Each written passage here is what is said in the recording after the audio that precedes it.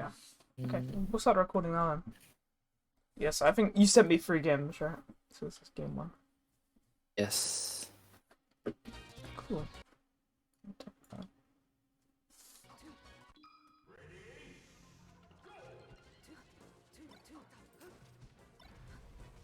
Okay, so immediately at the start, uh, I think this back is good that you did. Uh, it's something I'll do a lot. Is where like you run off, and then one thing you can implement to like get your actual start off with a punish.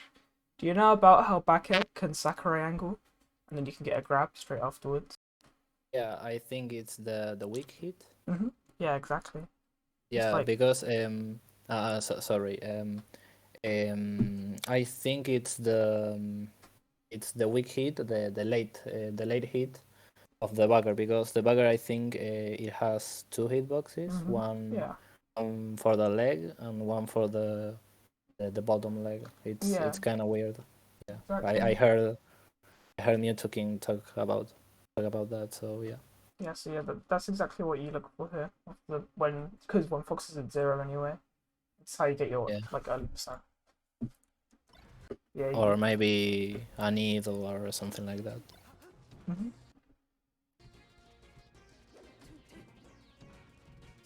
The down smash. yeah, it was unfortunate. I see what you're looking for. It's like you're trying to like shield drop further back as. It's pretty. I think you have the right idea. Uh, what you can do is to practice this. I guess this comes into starting your punish game. Is the last Sheik I had a lesson with was actually struggling with this as well. Is that you can Yeah. just set up save states, and it will really help getting like the shield drop timing for the aerials properly. I guess we could talk about that later. Yes, because there's the ankle punch training mode, like there's an event where the shield drop, where you can train the shield drop, but I think I don't think it's specific enough, Yeah, like yeah, for this kinds of yeah. situations. I agree.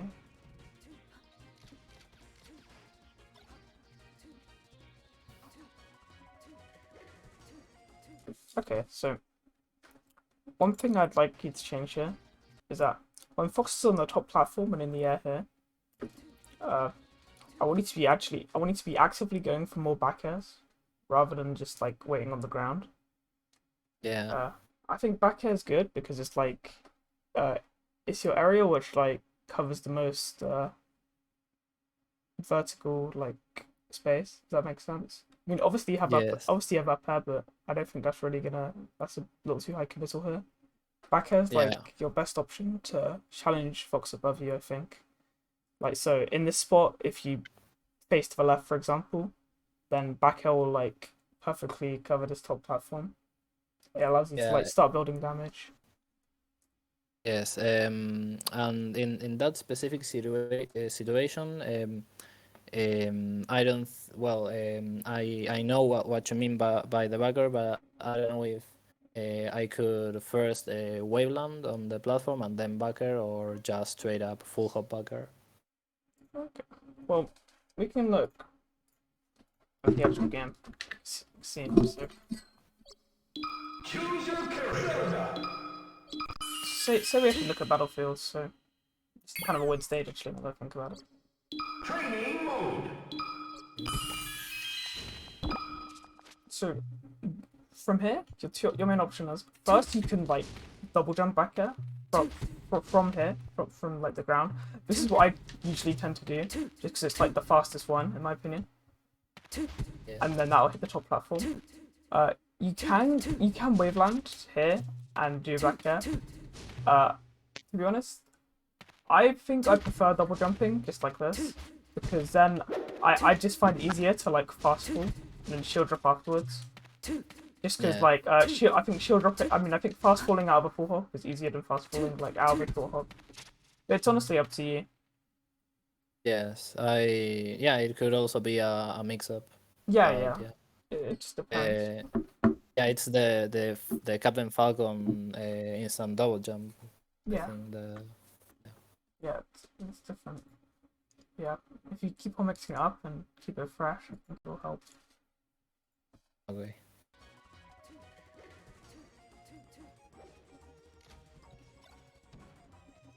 Okay, yeah. I think I understand why you boost grabbed, because like it's like you're punished, but I think so in obviously like Fox vs Sheik or Sheik vs anyone, if you're gonna go for those full screen boost grabs like that, you have to be playing inside the range where you can get it from, right? I think you're Yeah. playing a little outside it. It's like a little rule of thumb of mine, a Sheik, where I always try to play at that certain close range where that grab will just connect if I go for it. So I think that's around here, maybe. You're a little too far back. It's kind of Yes. like the main thing I'm thinking of in neutral versus Fox. It's like, am I in boost grab range? Because the thing is, when you're in them boost grab range, the Fox also knows it, which means it's on them to either go further back, and that means you take the space, or they have to come in, and that means you have a defensive mix-up you can play. Yeah. Either one is good for you. But right here, you're playing at the angle where you're not really threatening anything. Yes. Well, like for example, in these kind of situations, I think that I went for trying to just make the fox going to hit me, like I condition him to hit me, but yeah, I'm not threatening nothing, so Mhm. yeah. Mm.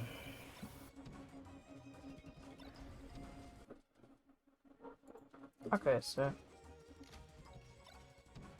he talks about punish or whatever. I think a good thing here, after you buffer a roll in from like after the beast grab, you should be holding down immediately on your grey stick and on a C stick, ASDI down, and then Yeah. you'll immediately be able to CC grab this dash attack for free.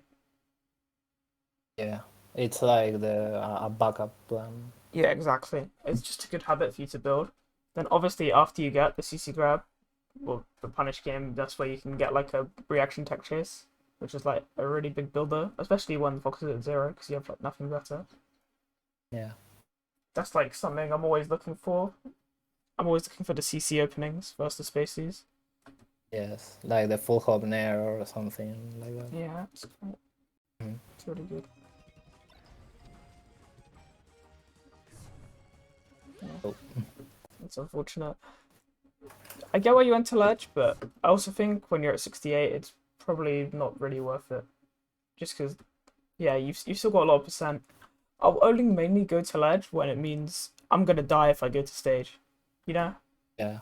And Yes, to try to not make it obvious that you're going on stage, yeah, maybe. yeah, you can like fake ledge, then go to stage last minute. Like something I like to do is like get the double poof of the up B. So you get one while like Yeah. coming up on the ledge, bang bang, and it like yeah, it makes it really awkward Yeah. to cover. Yeah, I love doing that, the double boof. It's great.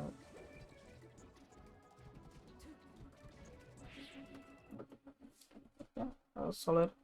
Um, I think you got the weak hit of bear like we talked about earlier off the top platform.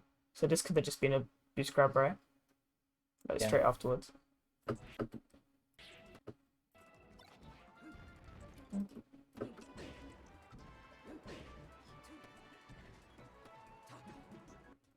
Okay, cool. So yeah, what one thing you asked is how to platform tag chase more reliably, right? And I think Yes. here you went for like that back air. Okay, so Sheik platform tag chasing is kind of odd. It's kind of tricky to like quote unquote true cover everything. But I guess we can look into it now.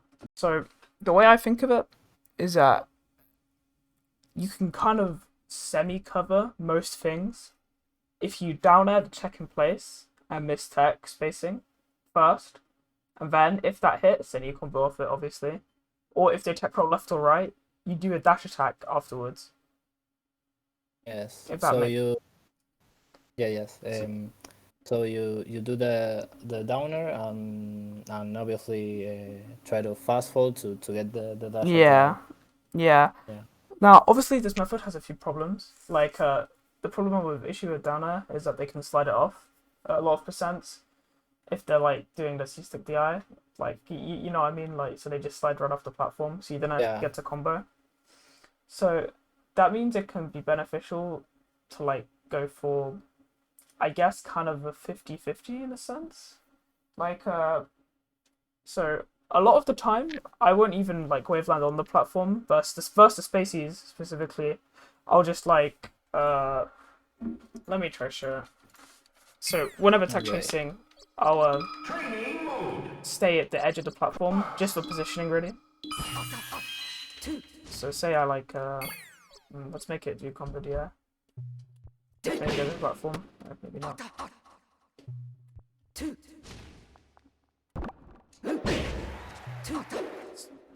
Damn it, let's not go into the platform. Okay, cool. So in this position, they can attack on anywhere on the platform. A lot of the time, if I want to be completely safe, I'll just stay at the exact edge and I'll just cover this. Just because if they tech to the left or tech in place or get up attack at that edge of the platform, you're still in a safe position, right? To punish them. Yeah. But if they tech to the left or to the right of the platform, obviously you're in a good spot. But if you want to go for a, I say, a more like aggressive extension, you can try to do a 50-50, where say, I don't know, if you waveland on the platform, I think you can reliably dash attack both the tech rolls left and right consistently, just because you've got a lot more time to react to it. Obviously, the problem with this is if they attack in place or mistech, they can punish this thing. So I guess to cover them, that's kind of your option. You can just go for like an aerial to cover the tech in place, maybe an up air, stuff like that. Yeah. Oh yeah, either way, It's it's hard. yes, it's well to cover taking place, or it's kind of a read, I think. Yeah, I think it's a read too. At least versus spaces. I think the down air method we talked about is good, especially at the high percents. But yeah, at the low percents you don't really have as much. But yeah, it's good. Anyway. Yeah. Okay. I'm going to write down the, or maybe I can write it down after the. Yeah, you can either right now or you can watch the VOD back afterwards. Yeah. Because I'm recording it. Ah, yes. Yeah, yes. I forgot. Yeah. Okay, so now that you got the back air, obviously you know they're going to be put into a knockdown situation. So I think in this spot, what I know is that they're going to be going down into knockdown for second place. So I'm thinking, how am I going to cover second place here? Because I know it's the hardest one for me to react to. What I do here is a run cancel F tilt. Do you know what I mean by a run cancel? Yeah, Like- the F tilt that Plop does. Yeah, like you do a dash in, crouch cancel, and then you F tilt. And yeah. So I think, yeah, so you did the dash in and crouch is good. And now you just need to do the F tilt to cover the second place. So you can actually F tilt on reaction here, although I find it quite hard. It takes a decent bit of practicing. So I think you can kind of sort of do a read, I suppose, to cover it. Obviously you did a forward smash, which I guess it was by accident. Yeah, I think it was an accident. Yeah, if you Maybe were not. if you were going for that F tilt from the start, it would have just perfectly popped them up for like F tilt fair or whatever, right? So it's really good. Yeah.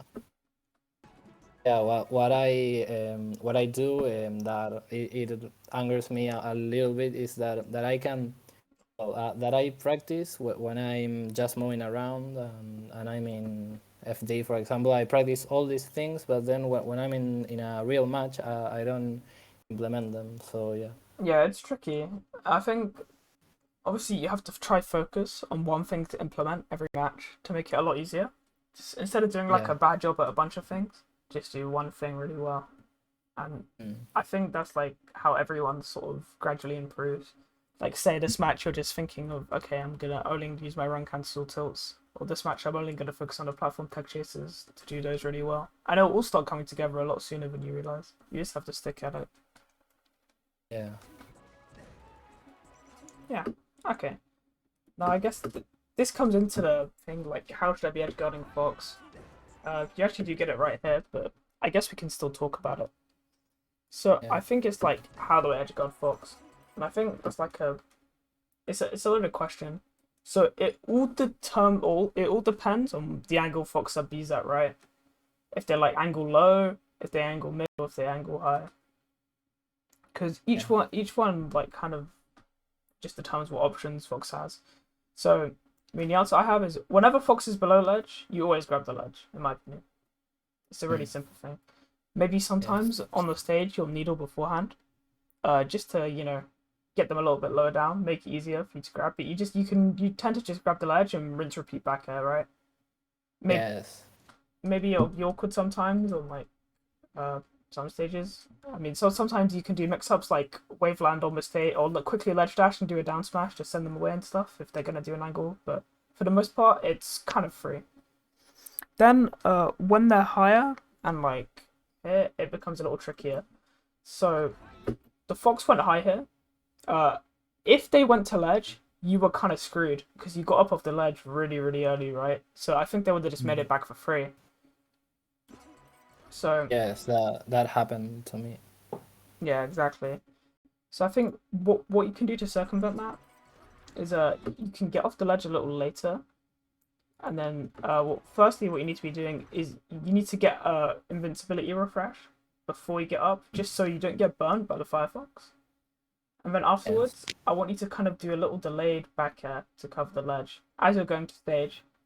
And even if they don't go to ledge like that, the back air is useless. But you're still on stage by the time they're up being. Obviously, you won't have enough time for this fair. But you have enough time to kind of cover it in a little other way. If that makes sense. You can you'll still be in an advantage there. Yeah, so the main idea is to cover both things, like going for the ledge or stage and with the backer, and then react to them going up. Exactly. Yeah, I saw some Sheiks do that, and I just see I don't know the process. Yeah, it's kind of hard. You can you can practice it with save states and stuff. I guess. I think that if you're in the Sheik save state Discord, they might have it in there somewhere. I can try to look for it maybe. I'm in the Sheik Discord. It's pretty cool. Yeah, it's good.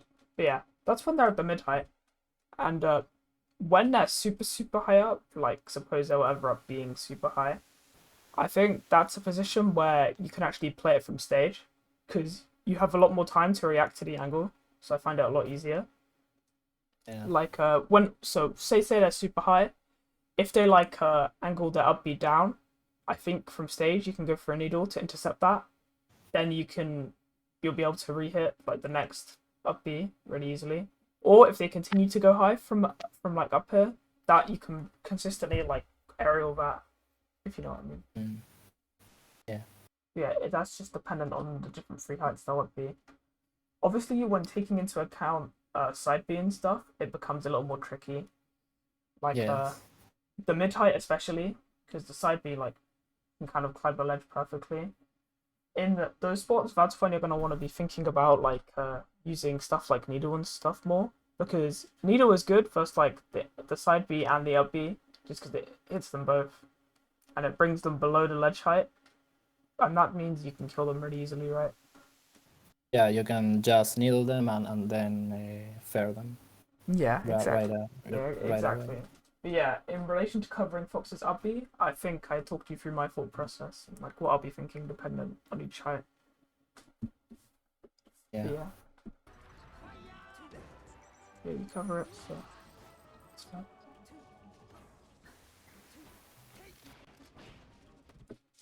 Okay, yeah.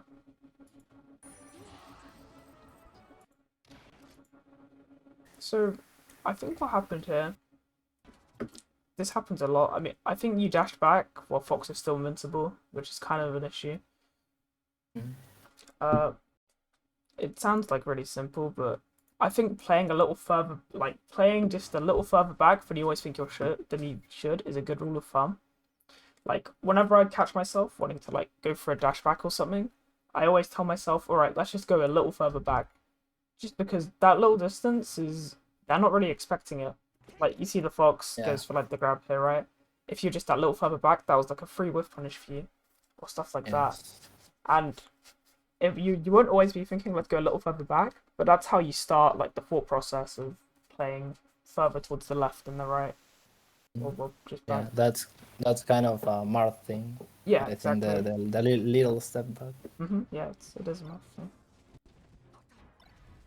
Oh, the Yeah. up tilt. I understand why I went for it. Up tilt's Sheik's only real like, I guess non-aerial option, which is good on, good versus Fox at this percent.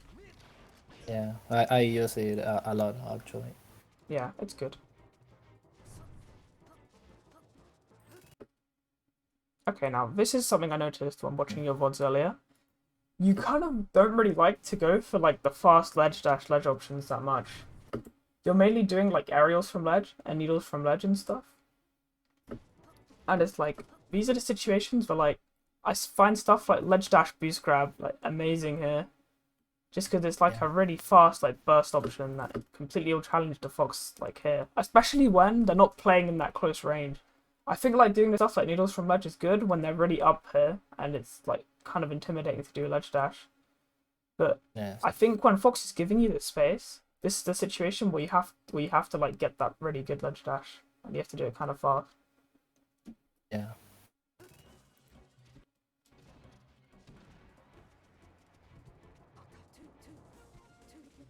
Okay. So I think in this sport you kind of gave up your space. So, I actually spoke about this with the other Sheik here too. I think it's really useful. So when Fox is on the platform like here, what I like to do is instead of dashing all the way to center here like you do, because then you're kind of too far backwards, right, to actually punish anything. Yeah. What I like to do is I dash here, and then I shield stop. I shield stop when I get to like around here. And that means my back air will like strong hit perfectly at the edge of the platform. And this means that it's awkward for Fox to punish and it builds damage really consistently. Yeah. It's something I like doing a lot. And I think it's something you should do too.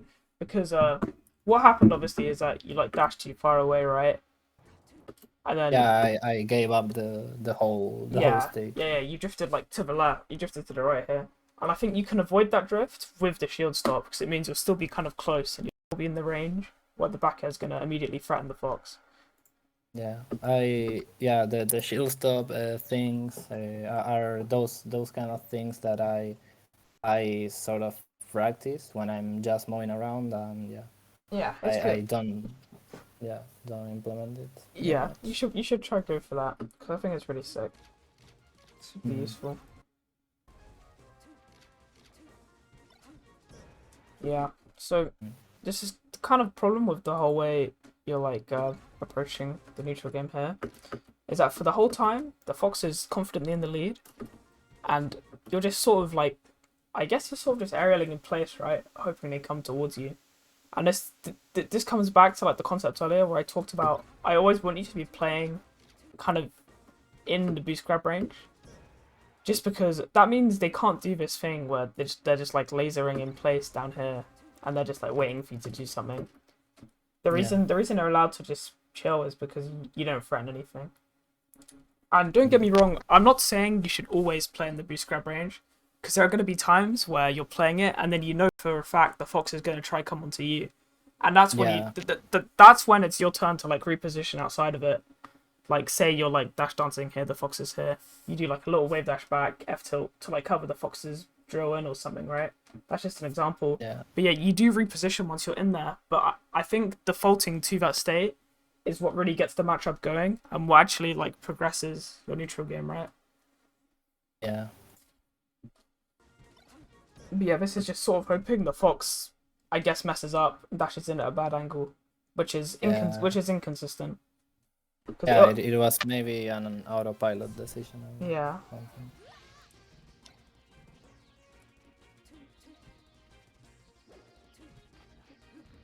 Yeah, that was good. Yeah, you just missed the dash. How reliable are you with like the reaction tech chase stuff? Because on the topic of punish game, it's like probably one of your most important things you can have versus spaces. Yeah. Like, would you say you're confident reaction tech chasing? Well, I say that if I get into to the right mindset, I can take chase consistently. Like try to cover, but not fully do the read on taking place, and then you start covering the rest of the things. Yeah. Yeah, well, obviously you missed this one because you failed to boost grab the tech roll left. Yeah. But yeah, I'm gonna guess you know the flowchart, like about crouching when they miss tech, and sometimes you'll do like a wave dash back when you do an ambiguous DI and stuff. Yeah, or empty pivot or something Yeah, like yeah, that. yeah. Spark made a really good thread about how to cover ambiguous DI the other day. If you haven't seen it yet, I can. Yeah, I've seen the tweet, the meme, Yeah, the meme one, but yeah. yeah. He made like a Google Doc about it, which I'd recommend looking out after the VOD, or after the session, just because it's really good. Okay. Yeah. This comes into something that I saw you do more than once. It's like bad dash attacks instead of boost grabs. I'm guessing like you do probably know you have to just do the boost grab here, but it's kind of hard. I guess it's kind of hard to like not go for dash tag because it feels a lot easier to and stuff. But yeah, I think you always have to be very mindful of going for the boost grab here because it's like your dash tag gets you nothing, right? No combos, not really a lot. Yeah, and they can also, well, if I was a little bit late, yeah, they could just approach cancel and Yeah. I was there.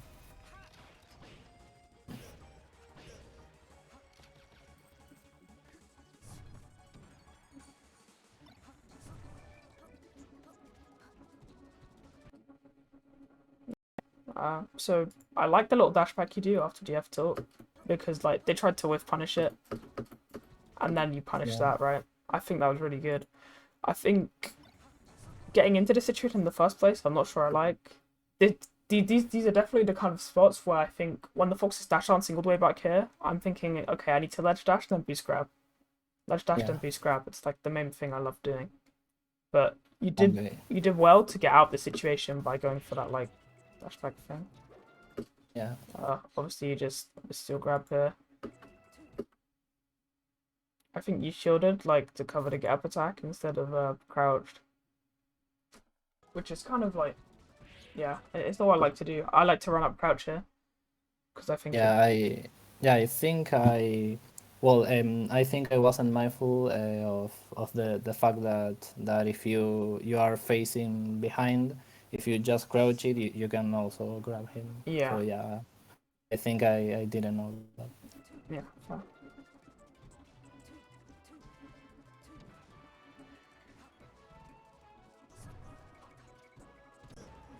Yeah, so like this is the spot where like doing a ledge dash F tilt is in fact really good because they're playing kind of a lot closer to you, right? And I think the ledge dash F tilt would have like perfectly hit them here. Obviously, it's kind of hard to like strike the balance of which one should I go for, F tilt, boost grab, or aerial, or whatever, because you never really know what range Fox is going to be at when you ledge dash until you're there, right? Because Fox is so fast, they can reposition super fast. So yeah, he's very fast. I guess something I like to do is like when Fox is being a lot more ambiguous with their movement, I like to do ledge dash nair because I think even if you whiff it and they're over here, I think Nair's still got options like out of it, like you can jump to the platform after or something, right? Yeah. But yeah, when you think Fox is going to come to this close range and kind of try get up in your face and threaten the ledge immediately, I think doing a ledge dash left tilt is a really good just option to get them off you, I guess. Yeah, but one question. For the ledge dash nair, do I have to have some Galint to do it or just?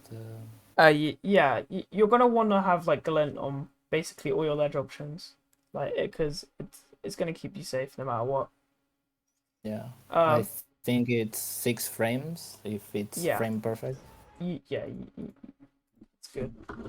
I guess another thing for ledge dashing that we could talk about is the distance you ledge dash at. So like obviously Sheik's ledge dash is very volatile. Like so you have lots of ranges that you can end up like here, which is like halfway below the platform, or you can end up at the very edge of the platform like this. It just depends on what range you go for. So like, say, where exactly was the fox? Let's have a look. Like, the fox is like right here. So Yeah. suppose you like did ledge dash. Whoops. You did like ledge dash all the way here. You're basically in their shine range, which is kind of scary for you, right? You probably want to like ledge dash here, and this is where the F tilt space is around their shine, and you're perfectly safe. I don't really see Sheiks like, or I guess near Sheiks. I tend to not see them think about the range they ledge dash at enough, and they'll just kind of focus on getting off the ledge entirely, which I think is Yeah. kind of a tricky habit. You need to like be thinking about the range, because the good thing about the minimum range is that even if you miss the Gillen, you're still in a safe position. So it kind of gives Yeah. yourself a little safety net, I guess, to work with. Yeah. I should work on that. Yeah, it's definitely something to think about. Right. Yeah, that was good. You finally like caught on and did the ledge dash grab we talked about. Then he went for the read. So my general rule of thumb with tech chase reads is obviously I know it feels nice to do them, but I think I'll only really go for a read when I know it's going to kill them 100% of the time. So I guess in theory, up smashing the tech in place there could kill them, right? You could like do a crazy combo of it or something. But Yeah. I still think that yeah, it's a good habit just to be going for the reactions constantly, right? Or you can kind of do Yeah. lower committal like options like F tilt tech in place instead, and then you like can dash tag the tech roll left and right, stuff like that. Yeah, because when you think the fox is going for sure for taking place, I get greedy and yeah. Yeah, it's Uh, kind of it's pretty nerve wracking knowing they can just tech and play shine and kill you if you like miss your thing or yeah. whatever. So you want to like cover Especially that. yeah, especially when in friendlies, in unranked it works, but yeah, in tourney it doesn't. Yeah, fair.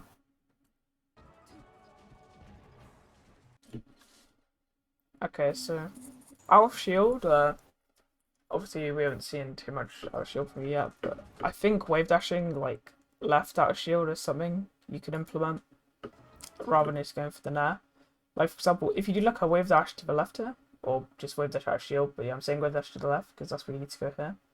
It like you can immediately like wave dash out and dash attack backwards, and that covers their dash dance and stuff. You know what I mean? Yeah. I think it's something that's really really great as Sheik. Alternatively, you can do like wave dash out, shield, F tilt and stuff too, and that gives Yes. yourself like a super fast speedy coverage. Don't get me wrong, the nair out of shield you did is good too, but I think it can get kind of predictable at times. Lots of Sheik will always go for the aerial out of shield, and you need to kind of keep it fresh. Yeah, and that nerf also wasn't safe. Like it wasn't Yeah. with drift back or something like that. Yeah, Mm. that was hard. You just kind of roll with the F tilt. I guess this comes back to like the point earlier where you kind of have that habit of you'll just throw moves out even when the fox isn't close to you. You're just kind of hoping that they're gonna come towards you, right? But you're not really Yeah. doing anything actively to like make Yeah, them. to make them come to me. Yeah, exactly. Like here, things I like more is like maybe doing back airs off the platform, threatening boost grab. I guess so. When the fox is grounded here and you're here, this is like the primary boost grab range. Obviously, they come in and up smash straight away, so you're probably thinking, right, if I just went for the boost grab, the same thing would have happened. This is where you start like introducing the mix up where like you dash in, then you wave dash back to bait the boost grab. So like you dash in, and then they're thinking, right, the boost grab's gonna be now, and then they do their punish, and then the wave dash back avoids the punish, then you'll punish their punish, right? That's like Yeah. a pretty basic like I guess way to bait it. But yeah, the F tilt was just hoping, which is, I mean, it's easy to do. It's like it's a very autopilot decision, like you said earlier, right? Yeah, it was on another pilot. But yeah, it's good to get into the habit of kind of just always thinking, how am I going to threaten my move here? Mm.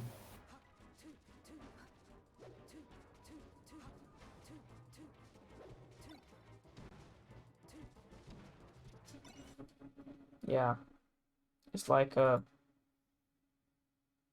I think for like it happens for like most of your invincibility. Like you don't see, you're kind of like even in your invincibility, you're not really directly dashing onto the fox, right? Or you're just kind of, I guess, playing too far back, too far away. Yeah.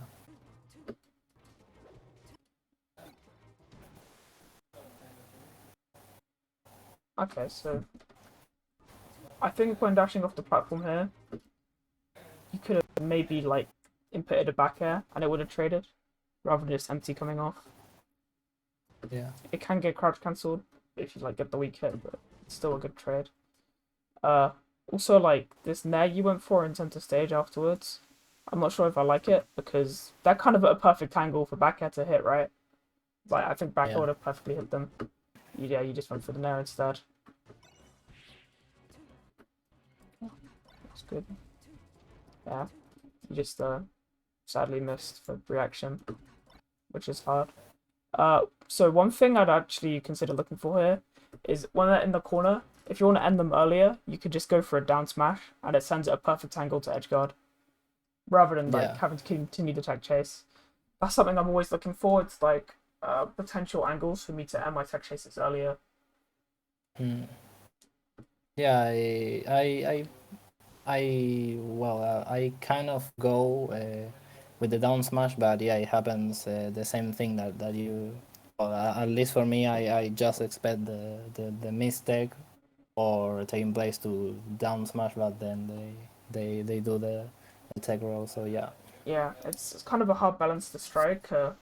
yeah, You can kind of but you can react to like both. Like you'll mm, see like Plup sometimes react to tech in place with down smash and stuff, which is really cool. yeah, It's just tricky. Yeah, that was good. Yeah, so once again on the Firefox, I think if they like kind of went straight for the ledge, you might have struggled a little bit, right? Because you got up super early.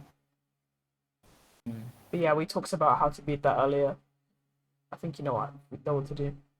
Like when they go, you come up with the little back air instead, just to make sure that you're covering the ledge as well. yes.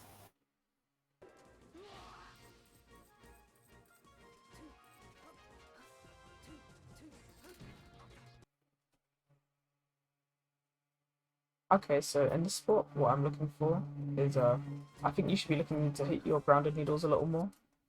Like I think this would have been a perfect time instead of jumping to the platform to maybe wave dash back or out, shoot grounded needles, and it would have perfectly collided with where Fox is playing on the ground, right? Yeah, he's a very ground based fox, Mm-hmm. so it might have worked better. Yeah, exactly. I'll be one moment actually. I need to quickly shut my window because I think there's someone mowing the lawn outside. Yeah, yeah, no problem.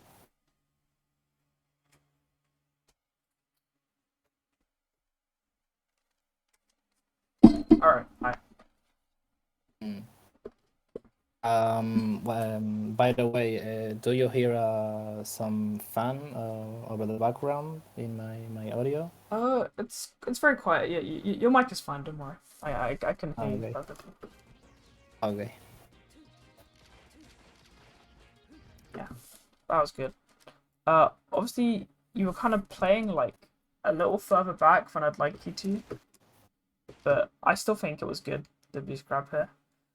Ideally, you're gonna want to be starting like your dash for the boost grab a little closer up, like maybe here or here. But yeah, the fox is just going for those lasers. This is a mistake foxes will make a lot. Is when they don't want to approach you in the corner, they'll just kind of go for these lasers. And I think a lot of the time this gets you a free opening, like you got one here, right? It's just something you Yeah. can always go for that punish on.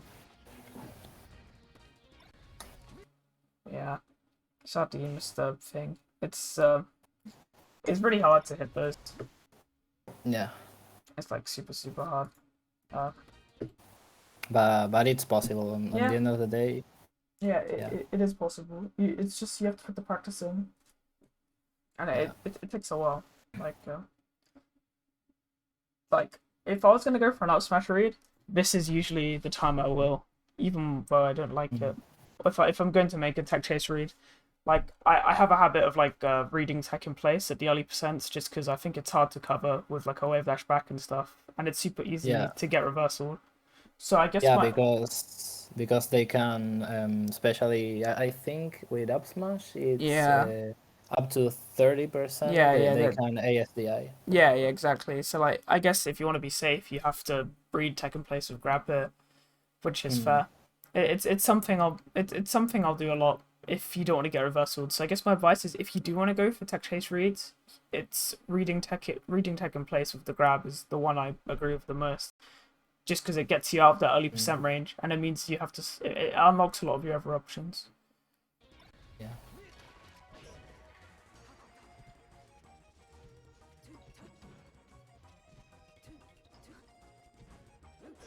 No, that's unfortunate. I like the idea. Okay, Mm. I think that kind of wraps that game up. So I guess my overall thoughts on how you were playing is that for starters, you were playing like too far back. You weren't actively threatening enough, which meant the Fox kind of got to control neutral how they wanted to. Yeah. I think obviously your main downfall was that you didn't really convert off your tech chases enough. You'd like, yeah, I think you missed a lot of your grab openings, which was kind of unfortunate. Which was kind of the main reason that it didn't go very well for you. So I guess Yeah. to conclude, the things you could have done better was to play closer, try and threaten, your back air more, especially when because the Foxes like when they're playing on the platforms, that's where you need to go for like shield stop back airs or back air to the top platform. And when they're playing Yeah. on the ground, that's where you need to try play closer up and threaten the boost grabs. And I think Yeah. if you do that, you'll be able to build damage a lot more quickly. Yeah. So sorry if I cut you off. That's fine.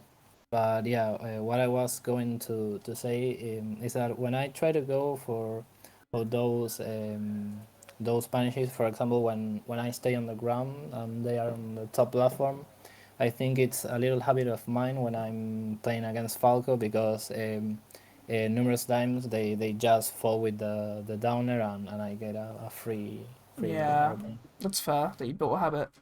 But yeah, obviously not every space is going to do that right. So you have to kind of like play Yeah. around. You have to play around with what they're going to do. If you notice that they may be heavy on coming down with a drill or something, that's when you can think about, okay, how am I going to punish this? But yeah, obviously right now, Yeah. this Fox isn't really going for that too often. Let's take a look at the second game. Mm.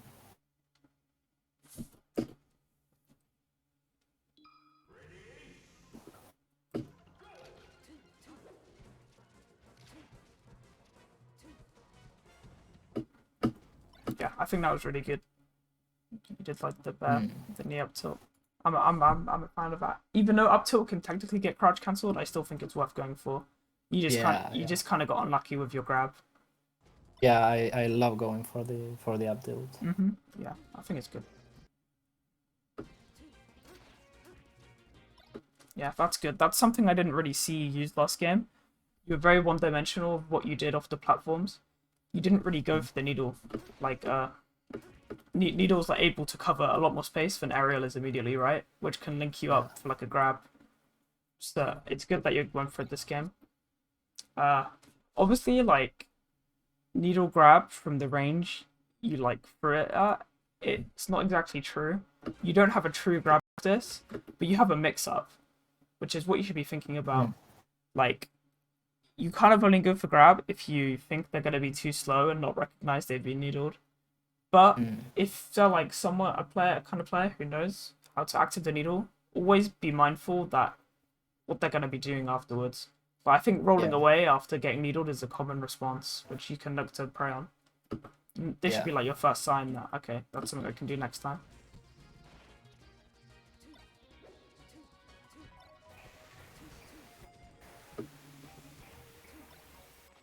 Yeah, okay. So, in this scrap situation here, there was like a lot of things I guess I think you could have done. So, these are the spots where Fox goes for these jabs and these down tilts. I want you to be defaulting to crouch cancel a lot more than you are right now. Because I think Yeah, I think it nets you a lot of grabs for free. yeah. Excuse me for a second. That I think there's some noise. I don't know if it's a dog, a child. I don't know. Yeah, you don't have to worry. It's actually not that loud. I can hear it very faintly, but yeah, it's not coming up too often, so you don't have to worry. Yeah, it's kind of scaring me, but yeah.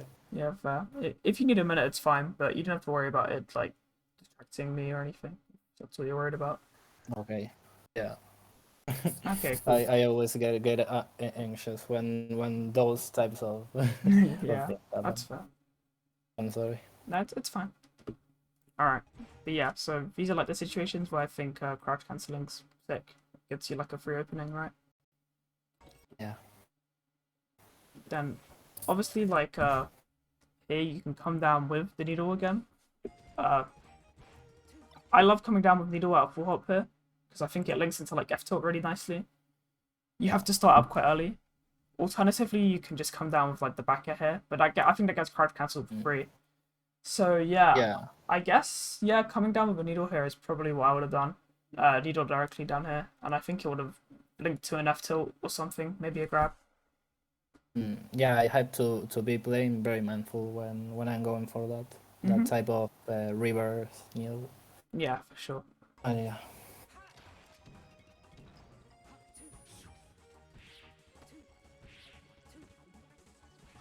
Yeah, that's just unfortunate. You got to jump. Mm. Um, Yeah, I don't know why I actually jump. I think it's kind of a way to punish to bait a get up attack. I don't know. I sometimes do stupid things. yeah. So in this spot where Fox is the legend at 65, you have two options. You can either F tilt and then aerial them off stage, or if you think they're gonna DI the F tilt away, you can mix it up with a down smash instead, which sends them Yeah. directly off and it will kill them if they DI full away. It'll send them a perfect angle to combo. I actually really like down smashing here, just because I think yeah, it's in Fox's nature a lot of the time to like think okay, an F tilt's coming. So yeah, I probably would have gone for a down smash. But yeah, that's kind of like the mix up you're playing. Yeah, are you gonna F tilt or are you gonna down smash? Yeah, yeah. I love mixing people up. Yeah, that's great. Yeah, that was a good like needle F tilt. It's something I would have done too. It was good shield pressure. Another off stage. Okay. Yeah, it got the kill. It probably would have just been better to like go for the back air, just to be safe, like we talked about earlier. When Fox is coming from below, like back air will always perfectly hit. Because they could have done a few things, like they could have amstech this or something, but yeah, it's fine. It did get the kill. But yeah, try and get in the habit of always going for that back air when they're below the stage, rather than like getting on. Go for the hit. Yeah, I'll work. I'll work up the thing. Okay.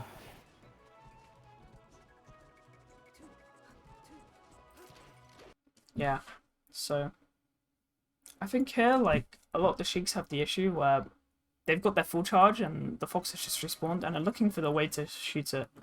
And I think this Fox obviously knows that, so that's why they're playing outside that range. Yeah, I think what we talked about earlier, going for the needles on the ground, is a lot more useful. Like, I think it's quite easy, and you can do it quite fast as well. Like, suppose instead of just like suppose you just fell through the platform here, and then you instantly did like grounded needles. I think that would have worked really well, and the Fox probably would not have expected it at all. Obviously, I also do think needling like from the aerial angle is good as well, because that links into a grab a lot more easy, right? And that's like a big punish. But if you're just looking for like an easy stray 18%, the needles can build that really, really well if you just do them from the ground. That's something I'd think about when you're in between stocks more often. Yeah.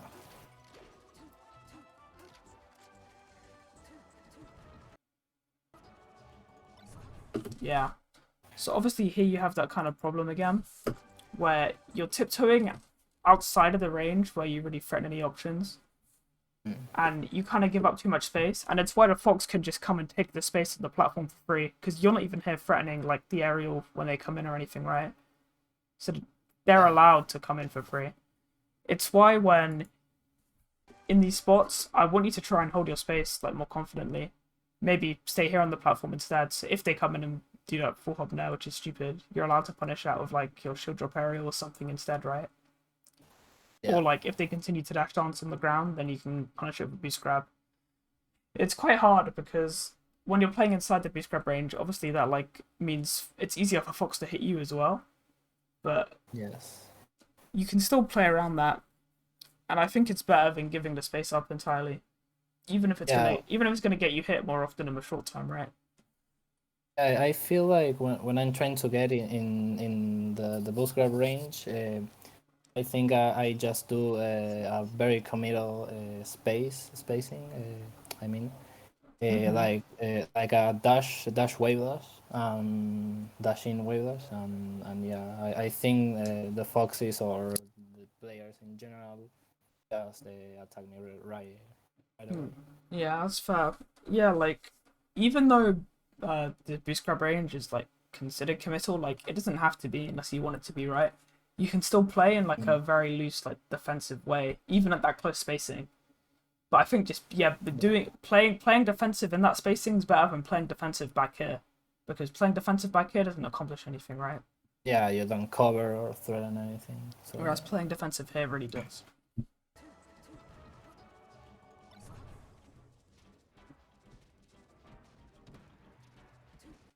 Yeah. So you kind of go for like that full screen boost grab, and obviously I get why, like its reward is crazy. But there's a chance they don't do that. Suppose you want to like see what they're gonna do more. I guess you can do like a little dash wave dash back instead. I think the reason I have like a problem with this boost grab is because it's not really your turn to act, if that makes sense. yeah. I think you can see the fox has done a dash. I think like when you kind of can interpret that the fox is gonna dash towards you, I think this is the exact spot where doing dash wave dash back works perfectly. Like if you look at the net they did, if you did that dash wave dash back instead, you would have been at a perfect spacing to just with punish them straight after, right? Yeah. And I guess that kind of introduces the mix up. Like, are they gonna dash back or are they gonna go in? Because that's kind of the question, I guess, in like a neutral for a lot. Yeah, I think when you're in the corner and Fox is kind of far away, I think you can kind of guess that Fox is gonna do that. But obviously it's still a mix up. But the good thing about dash wave dash back is even if they don't go in, you're still safe, right? Yeah. Like you're still allowed to play more neutral. But like if you whiff this boost grab, that's like kind of a really high committal option, and it gets you punished. You did a good job of doing that crouch cancel after you whiff a move, like we talked about earlier here, though. Like so, you instantly checked it, which is nice. Yeah, I think this tournament set it was before the other Fox, I think, and I was practicing beforehand because I'd say that I also have no excuses to play sloppy, so yeah. Yeah. Okay. But yeah, when I played the other Fox, I didn't practice as much, but yeah, it doesn't matter. Yeah. So. Yeah, you have that bad habit of like jumping too much in your tech chases. I think it's kind of like introducing a mix-up that you don't really need to play. You just have to focus on getting the crouch cancel and covering it properly. You're on the higher range of percentage now, but you're still in a spot where CC in the get up attack will work fine. So you shouldn't be worried about like getting hit by the, get up attack and being pushed too far back or anything. Yeah, and you just go for that kind of full momentum in fair. This is another spot where like I'd prefer needle to come down if anything. I think it's like a lower committal way to cover yourself. Yeah, even if Fox is on a platform, yeah, it's safer. Yeah, I really did like coming down with needle for up. I mean, I think empty landing here is fine as well because Fox isn't really in immediate range. Yeah, you just get whiff punished.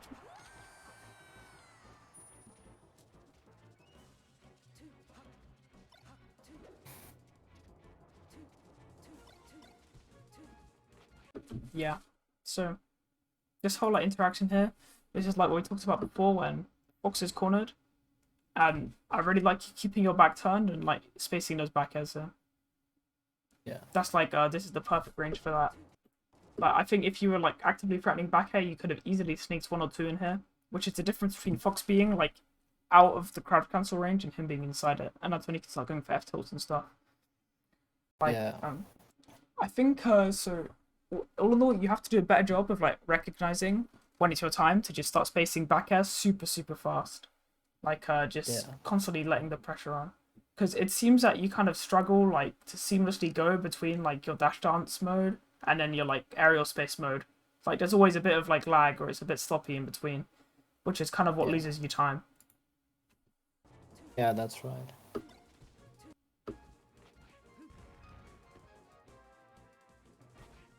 Yeah, it's hard.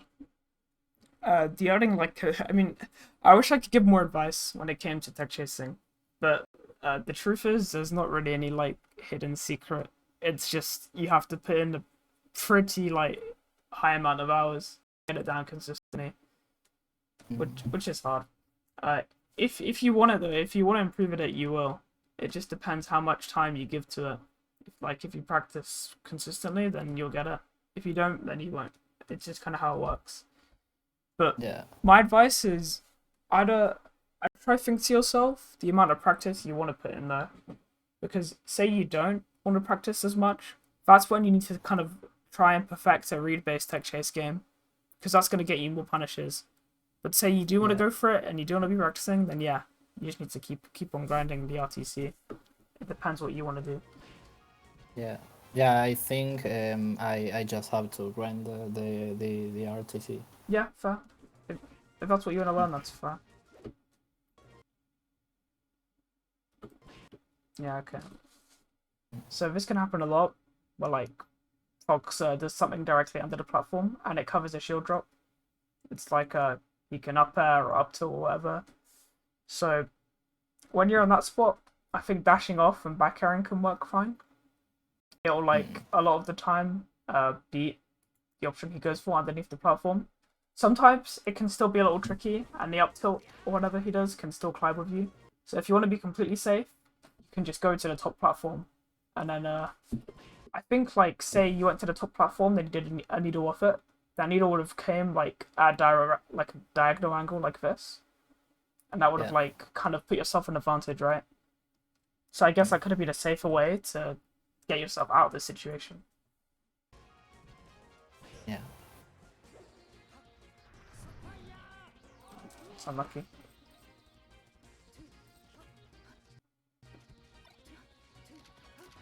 Yeah, again, he did that like kind of those bad needles on the platform.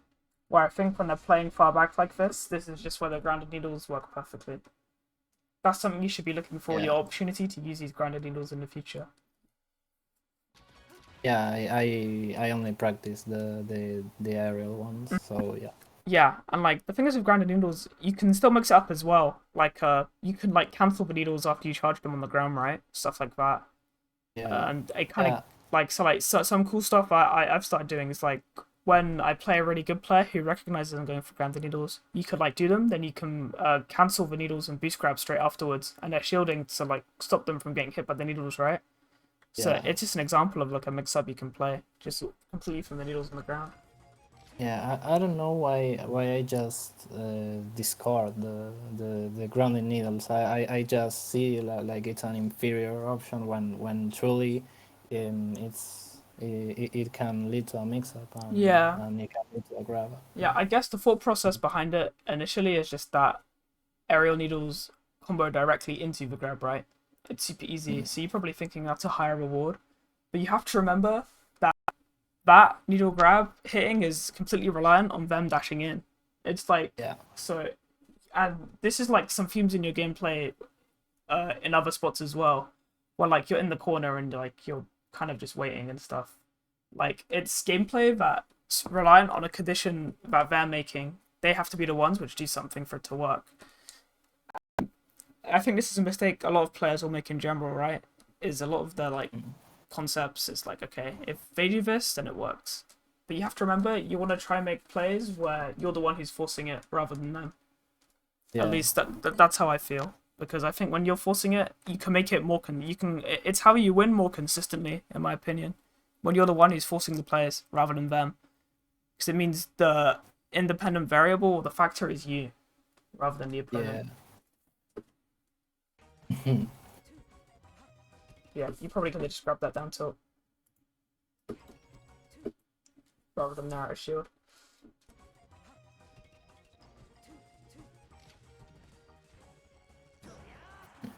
Yeah. Yeah, the shield warfare again.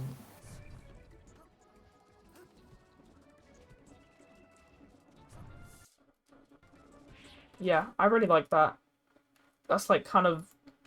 I'm guessing you probably took inspiration from like Mewtwo King or something, because that's something he does a lot, like the dash Yeah, off, come yeah, off. the yeah, yeah, that backer. That was what I was thinking when I saw the VODs. Like, okay, that's good. Yeah, you nailed it. You nailed it. Yeah, obviously, like I think this is like the spot when you're on the ledge where like I really like the ledge boost grab that we talked about earlier in the first game. I think next time the Fox Dash lances here, that should be something you look for, right? Ledge dashing and boost grabbing straight after instead of going for like the F tilt with the needles. Yeah, that's good.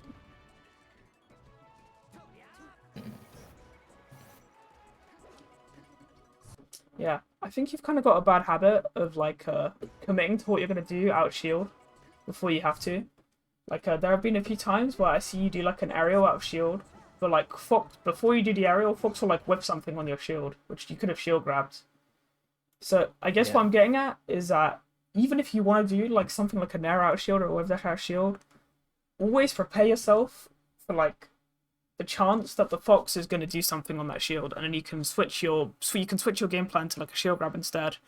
Like, don't ever fully commit to what you're going to do until the last moment, because Yeah, you're kind of closing the door on a lot of options or situations that could be playing out by doing what you're doing, if that makes sense. yeah, you're right. I think one of the most important things that I notice my gameplay is that I don't tend to switch my game plan when my opponent is switching and is already adapting. Yeah, it's kind of hard to get that adaptation. I think with practice it will get there, and the first step obviously is being mindful of what's happening. It seems like you're working on that, so. Yeah, without getting overwhelmed.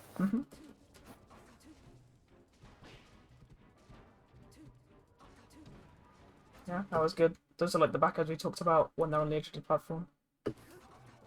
Yeah. Yeah. So I understand why you did the empty land here, because like you're thinking, okay, they're gonna spam shield, but I actually think this is the spot where continuing to back air is fine. Like, I think they're out of that percent where grab is like your main combo starter. I think now they're in 70. Continuing to back air their shield is actually, yeah, there's nothing wrong with it. It's just added pressure. I think going for like the empty land grab is too big of a risk here. And honestly, I just prefer to continue back airing because that puts you in a better spot to cover their option. Because so what they were doing, so their roll to the right here, it wasn't even like something to. I don't think it was like to beat your empty land. I think it was to just get out of the back air range. So I think, I actually think by back airing their shield, it puts you in a better spot to cover the roll anyway, than like the empty landers. Yeah, that's fair. So yeah, I would have gone for the back air then. Thought about how to cover that roll in. Just like suppose you could have done a back air, but you could have maybe F tilted the roll in or something. You know. I think that's what I would have tried to do. Yeah, that was good. You just didn't get the crouch cancel in time, which has happened quite a few times now. I think that's something you're starting to notice right now, right? Is that you're missing the crouch cancel a lot, and it's getting you like punished. What were you gonna say? Yeah, sorry. That I kind of struggle with the when they miss their take and I don't expect it. Yeah, I feel like I'm in a bad position. Yeah, That's why I really like the option select of running up and crouching, because if they tech in place, that's where you can F tilt to cover the tech in place, or if they mistech, you can just stay in crouch instead. And I think it covers both things. It's kind of like an option select, I guess. Yeah, and which I you like using. also and you also condition them to not get up attack because you obviously can cover it by crouching. Yeah, and once you've Maybe. conditioned them, that's when you can start using like more creative like, or what's it's where you can like go for the dash. You can like kind of think about dash attacking more or stuff like that because they're gonna be going to the Yeah. left and right. Add the dash out of crouch. Yeah.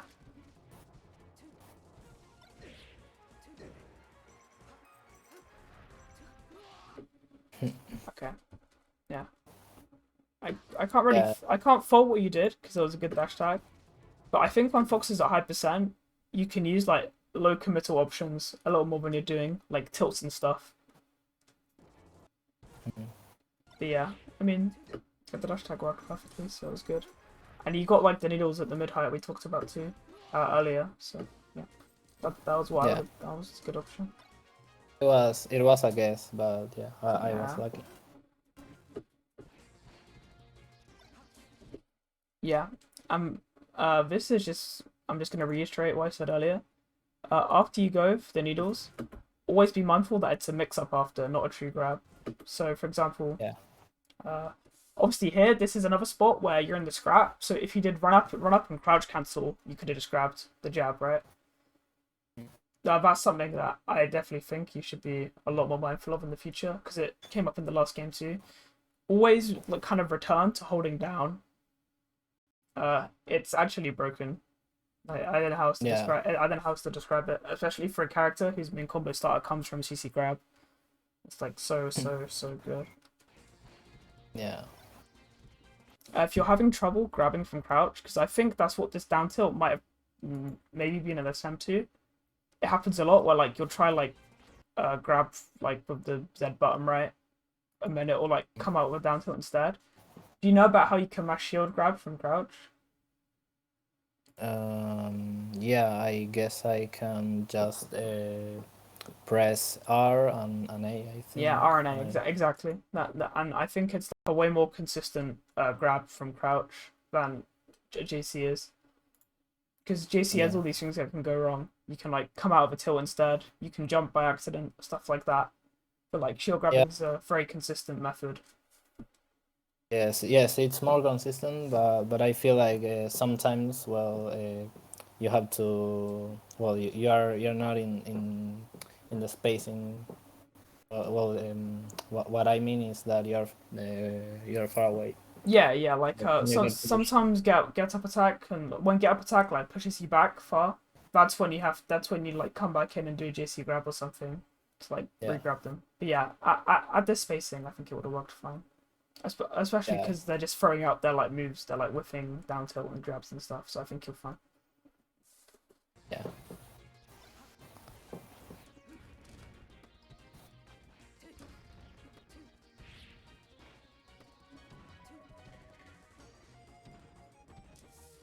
Yeah. Okay.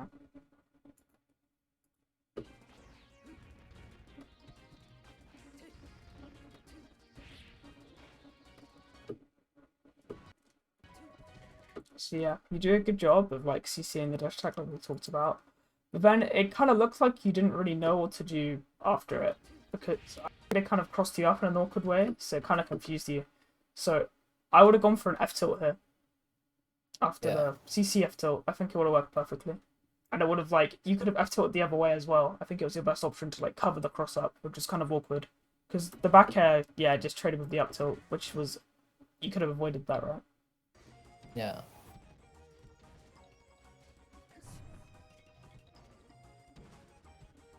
Yeah, I think you could have just been fast from your shield drop here. But if you were worried about it, you could have also like full hopped out, or you could have like wave dashed to the left. Yeah. Instead of always shield dropping. Yeah, always shield dropping is kind of a bad habit. Yeah. It's a common habit. Yeah, because sadly. sometimes like there's like from my region there's like a player called Professor Pro. I'm guessing you might have like heard of him.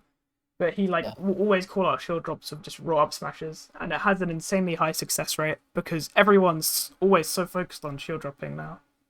Yeah. It's like kind of silly.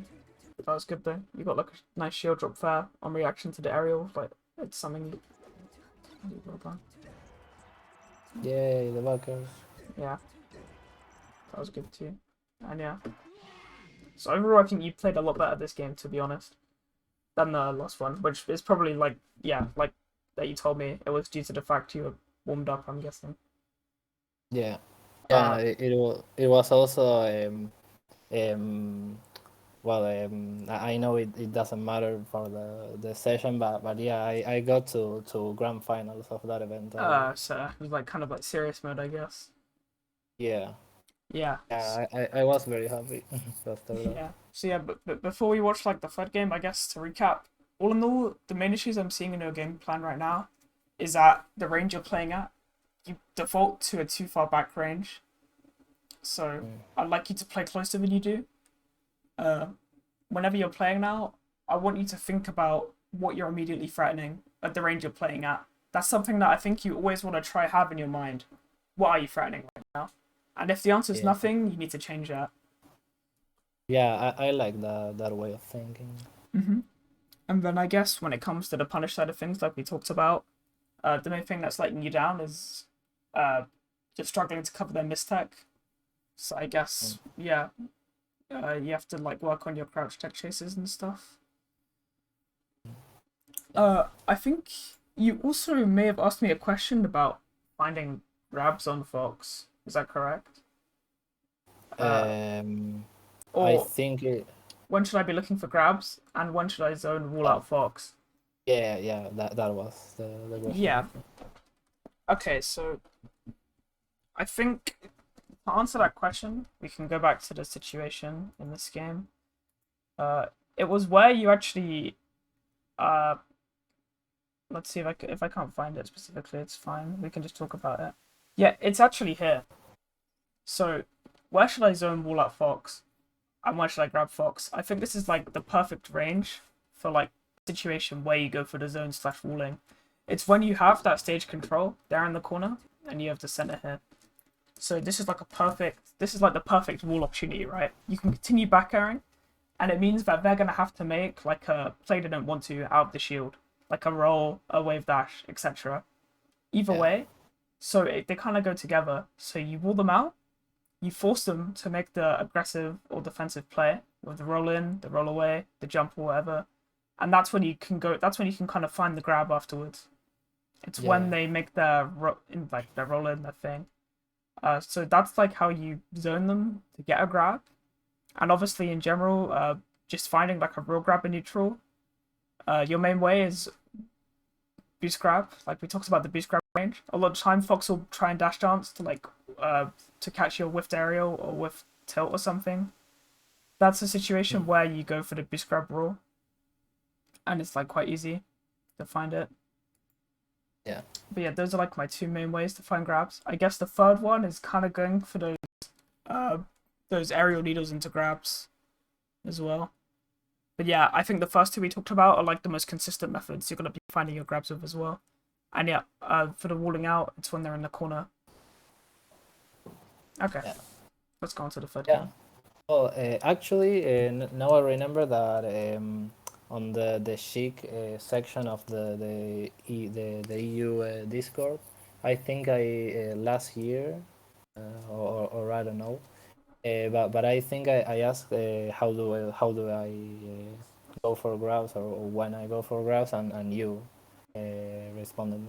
Yeah, fair. I can't remember exactly what I said, but I'd assume it might be something similar to what I said now. Yeah, I just had the little throwback, Yeah. little flashback. Yes. Okay. Let's watch the third one. Okay, so I like what you did with the fair hair. It's like good. A little fault, obviously. Like I think back hair's safer, but I think at the start of the match the fair's fine because it's kind of hard to get up and close with a back air spacing and do it properly, right? Like fair's a lot easier to space if you Yeah. like come directly off the platform. So yeah, I think that's fair. But there are going to be situations where, say, you have more time to set yourself up, the fox is going to be more ready for this fair. So you just have to be worried. You just have to be like careful of it and think about, okay, is the fox going to be looking for this drifting fair, and should I be back airing instead to like keep myself at a safer angle? Yeah. Yeah, this is another situation where I think you'd benefit highly from being ready and crouch cancelling, CC grabbing. You could have like CC grabbed that back air perfectly, right? If you were just ready for it, Yes. and it would have got you that grab. It's just the glitches.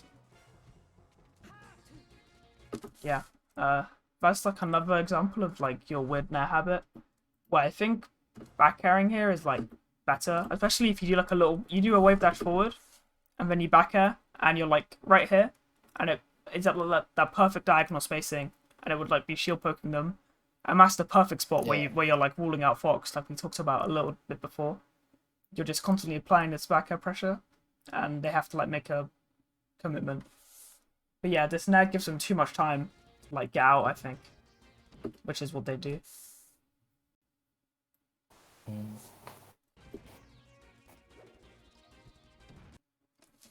Yeah. So this is like an example of the same mistake earlier, where like you're playing too far outside the range, and then when you try it enter back in the range and go for the dash attack, it just doesn't really accomplish much. So a bit of advice I'd give is that right now you're deciding to dash attack when you're outside the boost grab range, right? When I say dash attack, I mean you should actually be boost grabbing here, but yeah. So you decide to go for the boost grab thing when you're outside the fox range. So instead of doing that, first I want you to think about re-entering the range. So once you're actually here, or whatever, like, so the equivalent to the range is like around here. Once you actually notice that you're inside boost grab range, then think about if you want to do it then. Don't get preemptive and think about if you're doing it here. Because I'll admit, sometimes it'll work when fox dashes in, but that's, again, like we said, completely reliant on the fox and not reliant on you.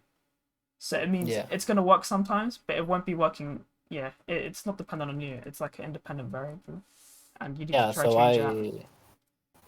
I generally have to overshoot it then. Yeah, for sure. Okay. That's what I think anyway. If you want to undershoot, you can undershoot a grab, but I think running in and wave dash backing is a better way to call out the fox coming in on you. At least that's the way I think about it. Because I think undershooting with grab can be tricky. Because that you're like playing with like spot dodge and a lot around a lot of stuff like that, which I find kind of awkward to punish.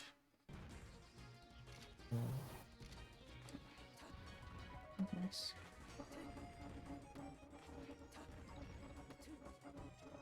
Yeah, that was good. You just kind of missed your boost grab, or maybe you went for it on purpose. Yeah.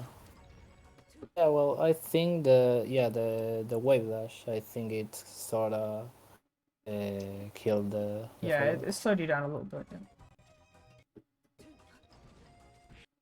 Yeah, that was good.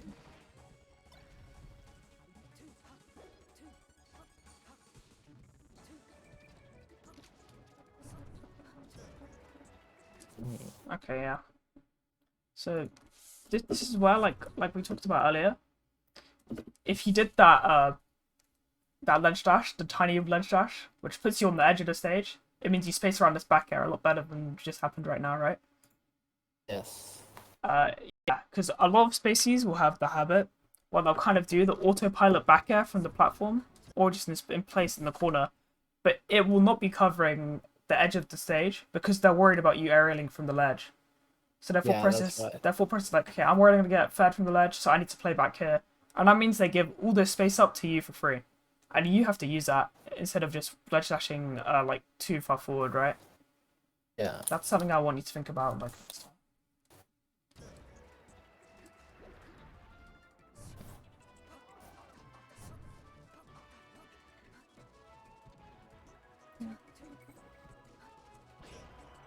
Okay, so I like what you did, where you threatened the needles from the top platform.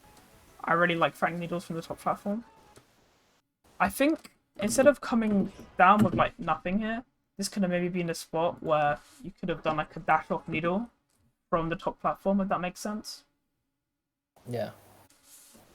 It would have interrupted their pull hop, I think. It might have still hit with you, honestly, because they did a pretty good job calling you out. Yeah. If you want to be more ambiguous with where you're going from the top platform, remember that you don't immediately have to come down. Like, a lot of people are very eager to come down straight after they get there. But remember that there's a decent amount of distance between you and the fox. So you have time to think about what they want to do. You can even sometimes react to, like, how they're going to come up and see how you want to approach it, right? Like, Yeah, I could. sometimes I'll do options like I'll do, like, a down air in place or something. Or I'll like, do a short hop down air or something to, like, cover the fox to jump up. See if I can maybe get a favorable trade and stuff. And say they don't come up and they stay on the ground, I'm still on a spot to come off afterwards, right? Yeah. What Yeah, maybe what were you gonna a say? backer. Yeah, backer could have worked fine Yeah. too. There could have been a lot of things you could have done. Just try. My advice would be to try and keep your timing ambiguous, because yeah, like we said, you tried to leave the top platform as soon as you got there. Like as soon as you could move, you were trying to dash off, and that's ultimately what got you caught, I think, because you got here and you immediately came off, and the fox recognized that, and that's why they killed you. Yeah.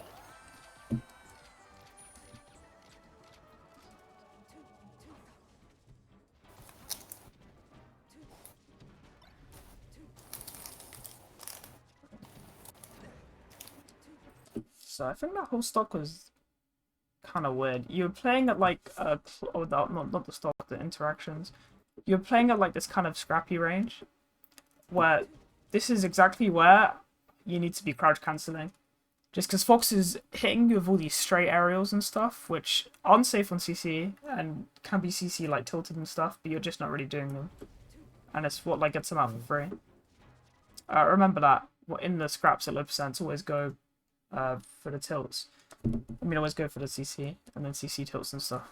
Because when the Fox recognizes your crouch cancelling, that's going to force them to default to drill, which has a lot less like horizontal threat than the other aerials, and that means you can play at like tighter spacings without having to worry. And that's when you can like go for like punishes on drill, like dash back grab and stuff like that. But yeah, for you to like unlock that mix up, you have to be properly punishing these aerials on the crouch cancel at the moment, which I don't think you are. Yeah.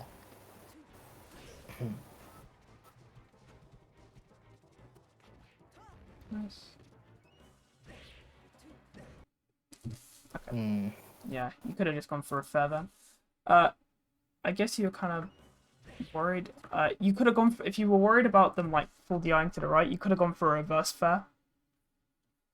You definitely had enough time to like drift a little bit further to the left here than forward there, and they would have been sent backwards, and it would have killed them because it's a good DI mix up. And they're close to the right side. Yeah, the reverse fair, it's a very good mix up, like you said, but yeah, it's at least for me, it's tough to get it like, okay, boom. Yeah, if you're struggling to hit it, then you can just uncle punch it. Yeah, it's fairly simple. You just have to set up the spawn position and stuff. Yeah, you kind of went for like the lazy mare here. It just got shield grabs. If you want a nair, do you know about the Sami nair? Yeah. Yeah, so you have to fast fall before you input the nair basically to make it good on shield. Yes. So like you could do like a fast fall nair, then an up tilt straight after, for example. And that'll work really well as a pressure sequence because it means if they shield grab, they'll get hit by the up tilt. Stuff like that. Yeah. But yeah, you just did it too slowly. Yeah, the summoner, I didn't know when to do it, but I knew how to do it. Yeah, those are the spots where I want you to do it. It's like when the fox is in shield, you're just like waiting in your jump above them, and you need to do something like so, because your two options like in this situation, when you're up here and the fox is down here and they're gonna shield, so you can either retreat to a platform, like the top platform or the side platform, or you can like actively go down and pressure their shield. So it just depends how you want to approach the situation. I'm obviously like I'm kind of in favor of trying to attack their shield at this spot because they're at high percent. You just need one straight hit to kill. But you might maybe Yeah. want to play it safer and go through the platform or something. It's up to how you want to play it. But yeah, if you do want to attack them directly, then going for the Samina is, I think, is what you want to do. Yeah.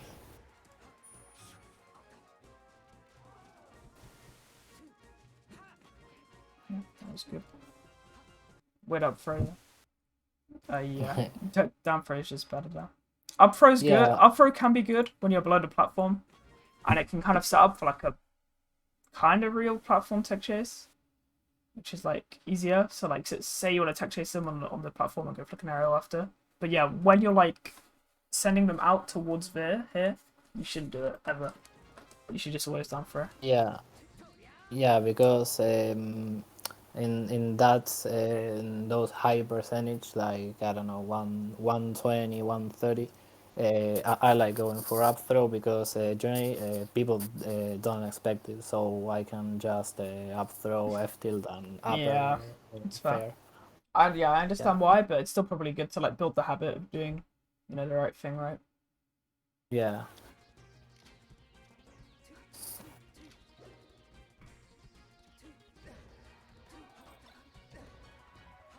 Yeah. Uh, Yeah, you could have definitely hit that edge guard. So it's kind of awkward because you did get sent at a time before, but you could have like run up, crouch cancelled, and done a down tilt here, and the crouch cancel would have stopped your momentum, and the down tilt would have potentially hit with the up B. They might have snapped to the left, but I think it would have worked. yeah, or I could also I think standing needle because they are forced to go upward. Yeah, yeah. You had a lot of things you could have done. Yeah, maybe.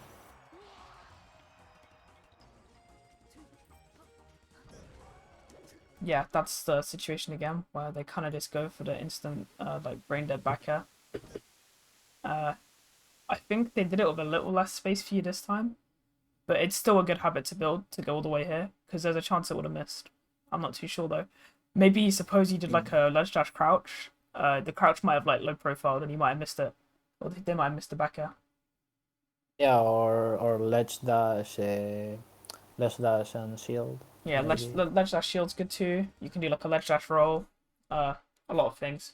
But I think now, like you've been given enough information to like see that they're definitely going for this back air consistently when you're on the ledge, right? So you have to think about Yeah. how am I going to play around that? That's right. Yeah, that's another situation where like you've already committed to your out of shield option before you fully see what they're gonna do. So you have a perfect opportunity to shield grab, but you're not thinking about that. You're thinking about what you want to do, right? So I guess all I can do is just kind of refer back to what I said earlier. Is when someone attacks your shield, don't commit to anything firm until the last moment you can, because these surprise openings where people do stupid stuff on your shield will happen a lot, and you need to be ready to punish them. Yeah.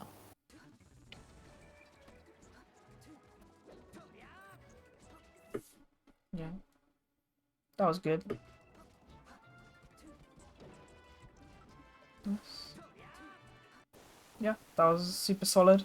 The only criticism is that you could have also like gone for the back air spacing when they got to this platform here. Like you could have done a dash away back air here, and that would have worked Yeah, well. the shield pivot. Exactly.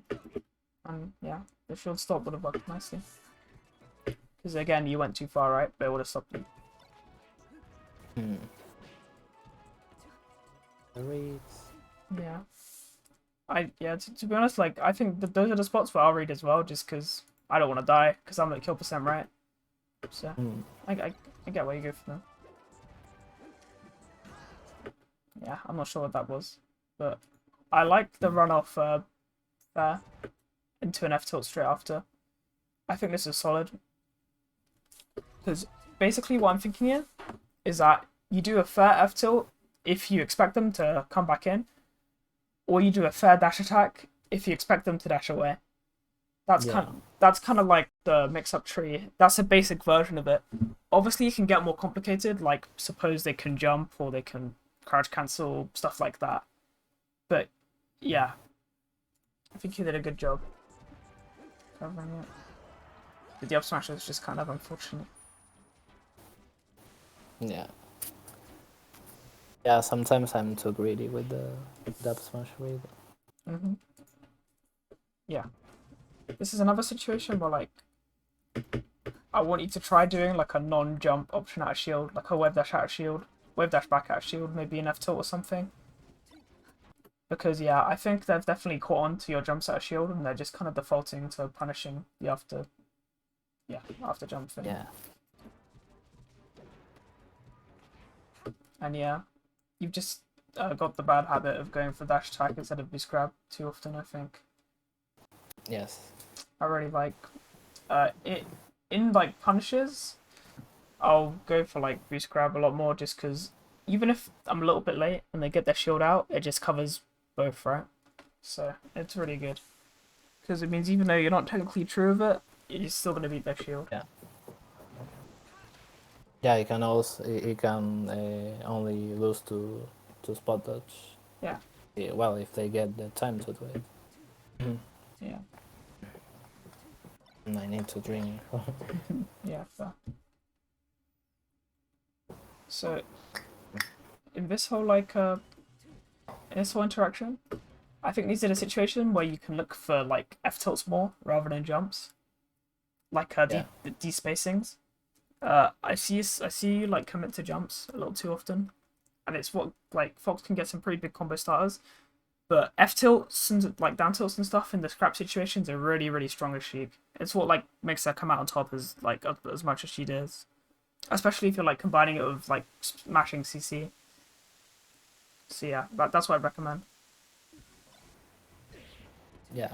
That's also the space where Bagger works, Yeah, I think.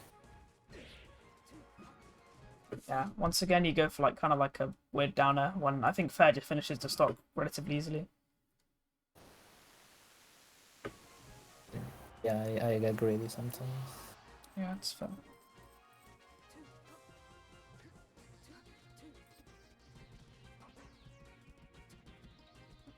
Yeah, you went for like the Sakurai angle bear, but I think you were facing the wrong way, so it didn't get to hit. But it was the right idea. Obviously, like, it's not, obviously the stuff like up tilt grab and like bear grab is not like fully true, but I'm still of the opinion that you always go for it, right? Just because the reward is so high and it's decent likelihood that it will hit. Yeah, and maybe it can also my habit. It can also mean like I'm just getting used to getting it right, and then I do needle, and then boom, grab automatically. I'm sorry. That's fine. Yeah. Okay, so this is a weird spacing where they down tilt you, and it kind of pushes you a little far back to the point where shield grab would not do anything. So I think in this spot, what I like to do, which I don't know if a lot of Sheik's would, is I like to short hop out of shield and go for a needle. Because I think that's like a perfect spacing for needle to like get you a mix up to play. And you're not really in range to do anything else at this percent, especially. And I think you might still have your full charge.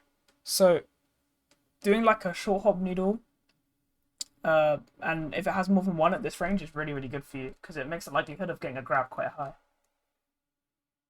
Yeah. Yeah, battlefield platforms can also get the needle stuck, but yeah. Yeah. Yeah, once again, you kind of go for the full hop needle. But yeah, this is another situation where short hop needling's fine. Because you need to remember about full hop needle is that it sends the needles back really far. But when you do a short hop needle, it actually changes the distance, and it means that it gets sent a lot closer, right? So that means, say you want to punish a spacing close to you with it, it means it's a lot better to do a short hop instead.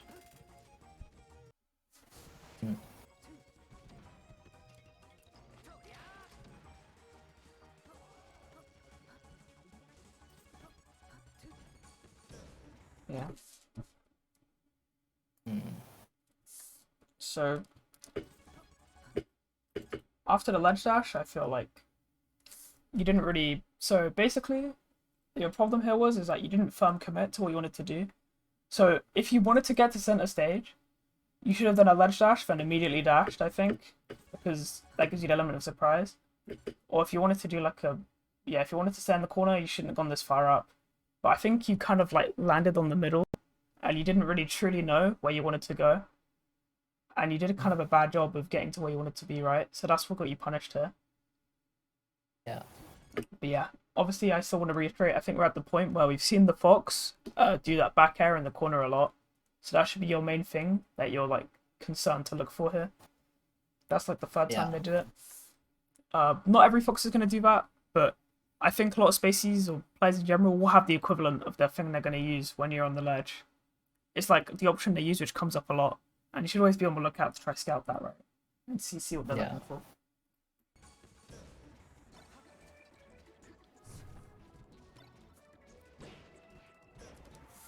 Yeah, you could have maybe fair grab them if you were mashing grab. Like, I think you could have CC'd the jab, then grabbed them here.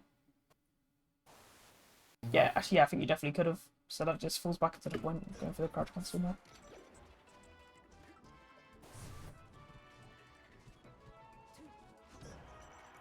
Yeah, yeah, that's unfortunate. What I would have done to get out of this situation is I think I would have wave dash backed on the platform. Yeah, or you can actually just roll away here as well if you want to be safe. You don't always have to be going back forward. Like we saw earlier when you were like by the ledge, something you like to do is you go off the stage for more space and stuff. So the corner doesn't have to inherently be a bad thing. I think it's better to try take your time and get out safely rather than rush out quickly and get hit for it, right? Which is what you did here. So you can think about maybe retreating back into the corner and like trying again with another angle or something. Or maybe just wave dashing back, or exactly. something that it's not a shield drop.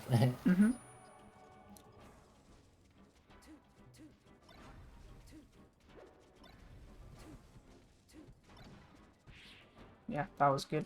You let space the back air well. And it kind of like, I think you can see like, even if they CC'd it, I think you were safe, but the fact they didn't CC it just meant you got like a good mix up from it. Yeah. You just missed a tech chase. But yeah, if you could do like the dash back out of crouch, you could have maybe hit that.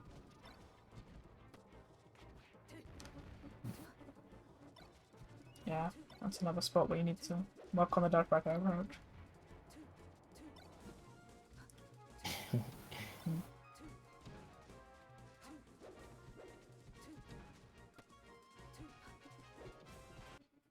Yeah. So I think this is a spot where like rather than turning around and shield drop fairing, I think I like just chilling there and doing the shield drop back air instead because it covers more space. The only thing shield drop fair really does for you is send at like a more harsh angle. But either way, no matter what aerial you go for here, it's not going to send them off stage because they're still very close here. So I think the back air is just a safer option. Yeah.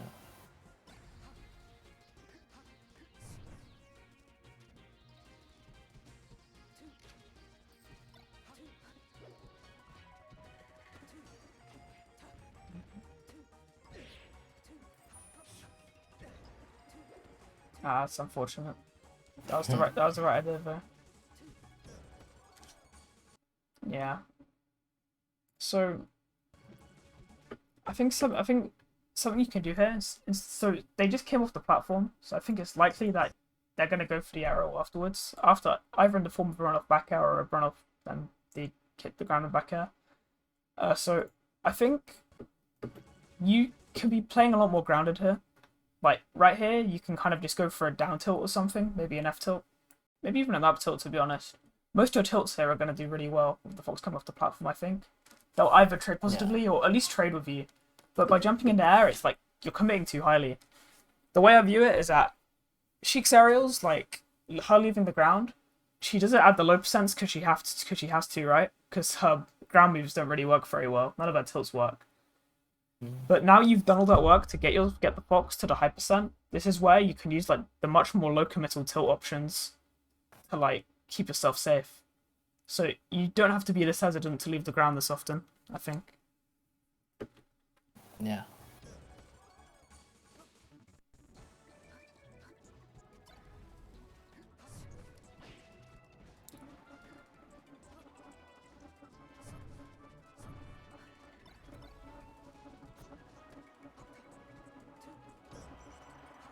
It's unfortunate.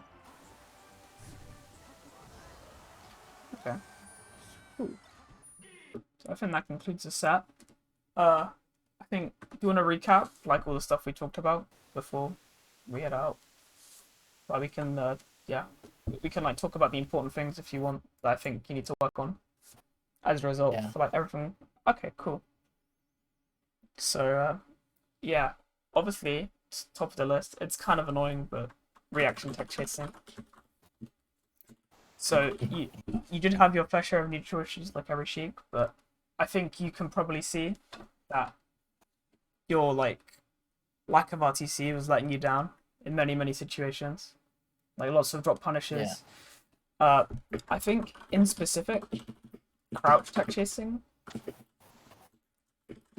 / tech chasing their missed tech, because I think this is a situation which you struggle with quite a lot. They would miss tech and you just let them out for free and you wouldn't really know what to do.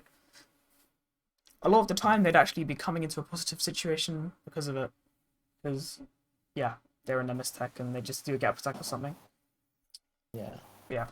I think play inside boost grab range / always threatening options. So this is like, I guess, the main theme I think I tried to talk about today with you. It was that you have kind of the habit that you'll play too far back, and it means you won't really be controlling the neutral as much as you could be. Yeah. And yeah, it's kind of what lets the Fox, I guess, kind of dictate what to do. I guess we could talk about some of the specifics. So, using that to wall blocked in the corner, brackets, try shield stopping, take space perfectly. So yeah, this is like the bear wall we talked about. Yeah, I should do like the shield stop, which kind of gives you that perfect spacing, which allows you to, yeah, you know. So I think ledge options, brackets, ledge dash at different spacings to avoid back air / other options, comma, use ledge dash boost grab to call out Fox's dash dancing outside ledge range. So I think this is like something we saw happen a lot. The Fox would be ledge dashing like here, and you wouldn't really get a lot off of it. I also think stuff like gallant ledge dash into move options like F tilt and there are good also. Some stuff I want to see you do a lot more. Other stuff you could have done. Think of what we talked about.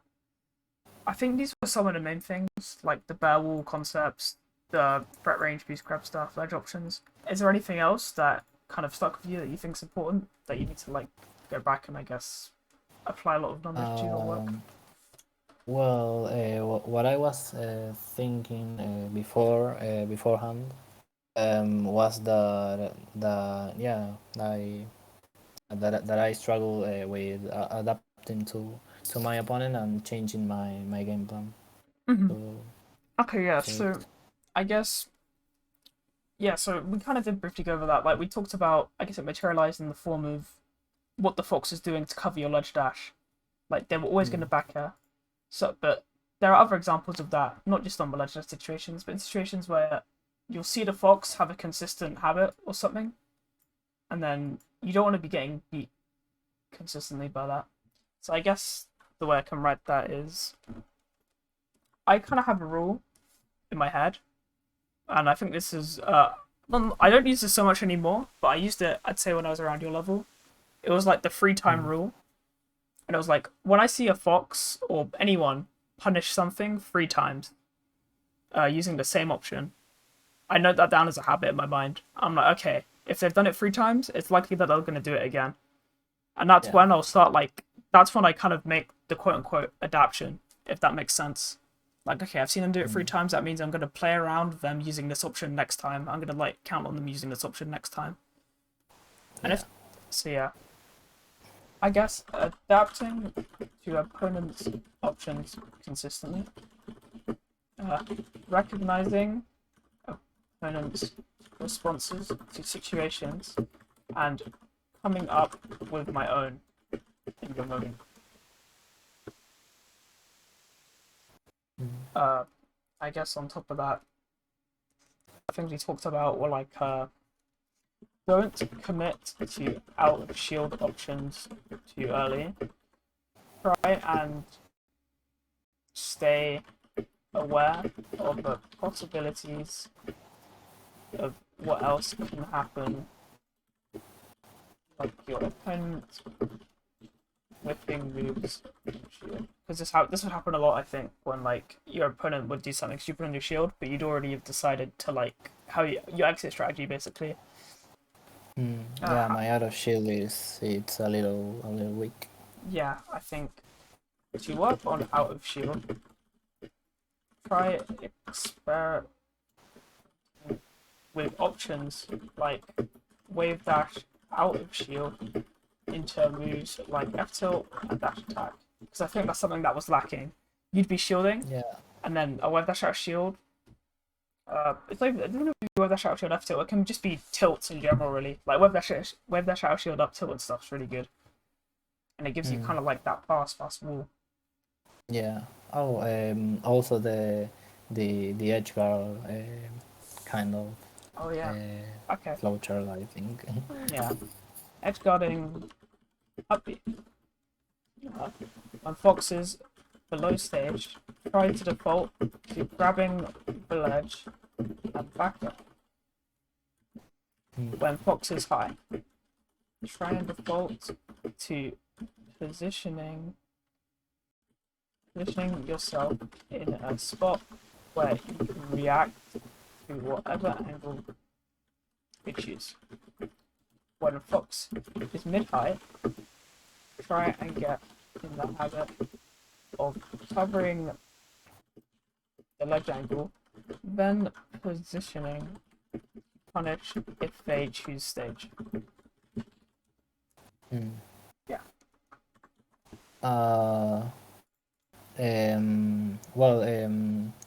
So there's something that I would like to talk with you. And when I was searching like how to play the Fox Sheik matchup, I found on Reddit a big thread with people. For example, the Punish game, there was a section of the edge guard, and I think it quoted Mewtwokin saying that you could react to first you can first react to the upper, and then you can react with the sound cue of the side B and then cover it, or something like that. Yeah, you can. So when foxes are that mid-high and they go for the side B, it's kind of tricky on net play because I think net play has a few frames of audio delay, so it's less consistent. But how often do you like attend in real life tournaments and stuff? Well, on basically this Saturday, I think there is an IRL tournament. So Okay. yeah. Yeah, so basically on CRT, it becomes a lot easier to react to the side B sound cue. Way easier. Yeah. So, because those extra frames help a lot. So I think what you can do, like, suppose the Fox side Bs, unless they perfectly position themselves, like, with the ledge or something, you can, like, do an F tilt or something to cover the side B. And then you can cover it with F tilt. Yeah, because suppose they're, like, slightly below or slightly above the ledge. The F tilt kind of gets to both of those spaces, and it'll pop them up for an edge guard. Obviously, if they can sweet spot the ledge, and it becomes harder, but down tilt, like an F tilt and stuff, will cover most of that. And afterwards, then if they don't side B, then you can position yourself for your regular edge guard flowchart, like quickly shield pivot, grab the ledge, and then go for the back air, stuff like that. Yeah, I also saw the up B frame data.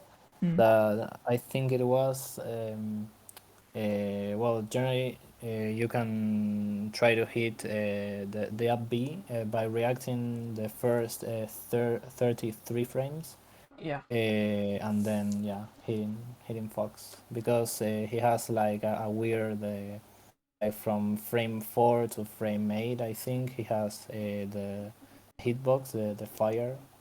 Mhm. So yeah, you can get stuff. Well, you can get stuck, but yeah, you generally have 33 frames to react. Yeah. I think. Yeah. You have a substantial amount of time. To be honest, we just talked. We mainly talked today about covering up B from stage. We didn't really talk too much Yeah. about gimps and stuff, but yeah, maybe we could go into that another time, maybe or something. But yeah, I think these were the main things that we talked about. I hope that we talked about all the questions you had. Do you feel like there's anything else you need to talk about today, or do you think we covered most of what you're wondering? Yeah, I think we covered the most. All right, that's good. All right, I'll start recording then.